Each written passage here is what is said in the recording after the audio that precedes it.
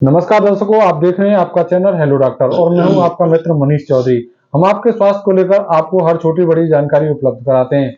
आज की भाग दौड़ भरी जिंदगी में हम अपने लिए समय नहीं निकाल पाते हैं और अन्य लोगों के लिए समय है, हमारे काम के लिए समय है, लेकिन अपने आप के लिए हमारे पास समय नहीं है। ऐसे में लोगों को एक बीमारी बहुत तेजी से लग रही है कि लोग अपने सामान को, अपनी चीजों को रखकर भूल जाते हैं और ये सब में अब कॉमन देखा जा रहा है। ऐसे में इसी जानकारी को लेकर हम आज चर्चा करने वाले हैं डॉक्टर नीलेश गुप्ता जी से। जी डॉक्टर साहब बताएं, ये बीमारी फैल रही है, इसका मुख्य कारण क्या है और क्या बचाव है?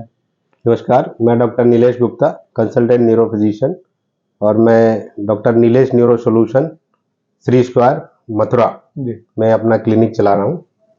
तो आपने बात की भूलने की बीमारी की। जी तो सबसे पहले मैं चाहूँगा कि ये भूलने की बीमारी को क्लियर कर लें कि वास्तव में ये भूलने की बीमारी है या इसको हम इनअटेंशन बोलते हैं या ध्यान ना देने की बीमारी भी जी कह सकते हैं।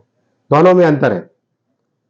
ध्यान न देना मतलब कि आज के समय में हर आदमी इतना बिजी है, कई तरह के स्ट्रेस रहते हैं, काम का, घर का, फैमिली का, सोशल लाइफ, प्रोफेशनल लाइफ, कि वो उसका दिमाग किसी जगह पे कंसंट्रेट नहीं करता है।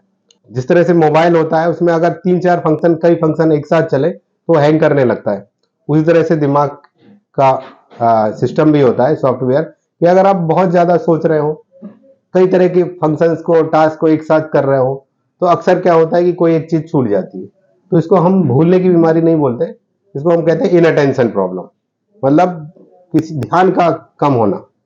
ठीक है, तो पहली चीज ये क्लियर करना है, क्योंकि भूलने की बीमारी एक जेन्युइन बीमारी है जिसमें अगर आप याद दिलाओगे तो भी उसको याद नहीं आएगा, वो भूल गया। जी जबकि इनअटेंशन प्रॉब्लम एक ध्यान ना देने की प्रॉब्लम है कि जिसमें अगर आपने उसको याद दिलाएंगे तो उसको याद आ जाएगा, हाँ हाँ हाँ, बिल्कुल बिल्कुल, ये तो था, ऐसा ऐसा था। तो वो इनअटेंशन कहलाता है। ये भूलने की बीमारी नॉर्मली नहीं है, जो नॉर्मली हर आदमी कहता है मुझे तो भूल जाता है। ठीक है, जो लोगों और को जी इसके अलावा जो अक्सर होता है कि गुच्छा भूल रख के भूल जाना जी और वॉलेट रख के भूल जाना, ये एक नॉन स्पेसिफिक टाइप की प्रॉब्लम है, या इसको भी हम ये कह सकते हैं कि इनअटेंशन की प्रॉब्लम। अक्सर क्या होता है कि हम गुच्छा चाबी को कभी एक स्थान पे नहीं रखते हैं, बदल बदल के रखते हैं, कभी कहीं रख दिया। तो वो चीजें जो कि परमानेंट आपकी डिस्क में, हार्ड डिस्क में नहीं है या परमानेंट मेमोरी में नहीं है, वो अक्सर हम भूल जाते हैं। तो ऐसे लोग क्या करें जिससे कि वो ना भूल पाए? अब तक देखा है समय नहीं है किसी के पास भी। हाँ, तो फिर भी अभी आपने जो भूलने की बीमारी की बात की, उसके जी बारे में बात करते हैं। तो इनअटेंशन, जी जी तो इनअटेंशन को तो आपको अटेंटिव रहना है। बेटर है कि चीजों को प्लान करें, टाइमली प्लान करें, और अगर बहुत चीजें हैं, मल्टी फंक्शंस हैं, मल्टीटास्किंग है, तो एक नोट रखें, नोट कर लें कि ये काम मुझे करने हैं, इस तरह से करना है, तो उसको आप उससे बच सकते हैं। एक दूसरा होता है कि प्रॉपर भूलने की बीमारी, जिसे कि हम डिमेंशिया बोलते हैं, जी इंग्लिश में भूलने की बीमारी को डिमेंशिया कहते हैं। तो डिमेंशिया भी दो तरह का होता है। एक होता है ट्रू डिमेंशिया, जिसमें वास्तव में भूलने की प्रॉब्लम होती है। दूसरा होता है स्यूडो डिमेंशिया बोलते हैं हम उसको, जिसमें कि ऐसा लगता है कि मैं भूल रहा हूं, लेकिन वास्तव में ऐसा नहीं होता है। तो स्यूडो डिमेंशिया के पेशेंट ज्यादा होते हैं, खासतौर से वो जो कि डिप्रेस्ड पेशेंट होते हैं, जो साइकोलॉजिकल एक प्रॉब्लम होती है, डिप्रेशन, अवसाद।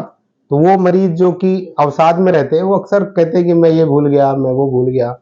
वो अक्सर क्या होता है कि उनको लगता है ऐसा भूल गया, लेकिन वो एग्जैक्टली भूलने की प्रॉब्लम नहीं है। एक बार वो डिप्रेशन से बाहर आ जाते हैं, उसका इलाज हो जाता है, तो फिर से वो एक नॉर्मल लाइफ जीने लगते हैं। तो उसको हम स्यूडो डिमेंशिया, मतलब ये रियलिटी में याददाश्त की प्रॉब्लम नहीं है। अब होती है एक रियलिटी में याददाश्त की प्रॉब्लम, जिसे हम मेमोरी लॉस कहते हैं। इसको में कॉमन जो प्रॉब्लम है, इसको क्या बोलते हैं, एल्जाइमर डिसीज। एक तो काफी कॉमन प्रॉब्लम है एल्जाइमर डिसीज। ये यूजुअली 60 साल के ऊपर के लोगों को होती है। 60 साल के ऊपर यूजुअली 10% लोगों को, अगर 80 साल के ऊपर है तो 20 से 25% लोगों को इस तरह की प्रॉब्लम होती है। तो एजिंग के साथ साथ ये प्रॉब्लम अक्सर बढ़ती है। तो इसमें कि क्या होता है कि आप तुरंत वाली चीजें, आप सुबह किससे मिले थे, आपने सुबह क्या खाया, आपने सुबह किससे बात की थी, ओके, और डे टू डे में क्या चल रहा है, वो चीजें हम भूलने लगते हैं। तो इसके लिए क्या सावधानी बरतें या किस प्रकार से वो घरेलू उपचार लें या डॉक्टर से सलाह लें तो स्वस्थ रहें, ना भूलें? देखिए, अल्जाइमर डिसीज एक डिजेनरेटिव डिसीज है। जी। डिजेनरेटिव मतलब दिमाग के क्षीण होने की बीमारी, जिसमें दिमाग धीरे धीरे छोटा होने लगता है, क्षीण होने लगता है और एट्रोफी होने लगती है दिमाग की। तो उसको रोका नहीं जा सकता, लेकिन कुछ चीजें हैं जिनके द्वारा हम उसको कंट्रोल कर सकते हैं या प्रोग्रेशन को कम कर सकते हैं, जी। लेकिन रोक नहीं सकते। और दूसरा सबसे इम्पोर्टेंट है कि जिनको भी बीमारी है वो लोग ज़्यादा से ज़्यादा एक तरह से इंटेलेक्चुअल चीज़ों में इन्वॉल्व रहें, बिजी रहें, ठीक है, और लोगों के बीच रहें, आइसोलेटेड ना रहें। बुक्स पढ़ते हैं तो बुक्स पढ़ सकते हैं, न्यूज़ देखते हैं तो न्यूज़ देख सकते हैं। तो जितना इंफॉर्मेशन उनके दिमाग में आता जाएगा तो वो प्रोग्रेशन के रेट को हम कम कर सकते हैं। इसके अलावा जी। कुछ और याददाश्त की बीमारियां होती हैं, जैसे कि वो हम बोलते हैं कि न्यूट्रिशनल डिफिशियंसी के कारण, खान पीन की चीज़ों में कमी के कारण। अगर विटामिन B12 डिफिशियंसी है तो याददाश्त की प्रॉब्लम हो सकती है, किसी को थायराइड है तो याददाश्त की प्रॉब्लम हो सकता है। तो इन चीज़ों को अगर हम सप्लीमेंट कर दें तो अक्सर वो याददाश्त की प्रॉब्लम इम्प्रूव कर जाती है। डॉक्टर साहब, पहले देखा जाता था कि ये एंड्रॉइड फोन नहीं थे, PNT फोन थे, तो हमको बहुत सारे नंबर याद रहते थे, लेकिन अब ऐसा नहीं, हमको 1 या 2 नंबर ज्यादा से ज्यादा याद रहते हैं। ये क्या कारण है? इसका कारण ये है, अब 1 या 2 क्या, अपना ही नंबर याद नहीं रहता कई लोगों को। उसका कारण ये है कि जब भी हम किसी चीज को लर्न करते हैं, किसी से कोई पढ़ते हैं हम, तो यूजुअली जो भी इंफॉर्मेशन होती है सबसे पहले वो एक हमारे पास 2 तरह की हार्ड डिस्क होती है, एक टेम्परेरी, एक परमानेंट। जी। वो टेम्परेरी हार्ड डिस्क में चला जाता है।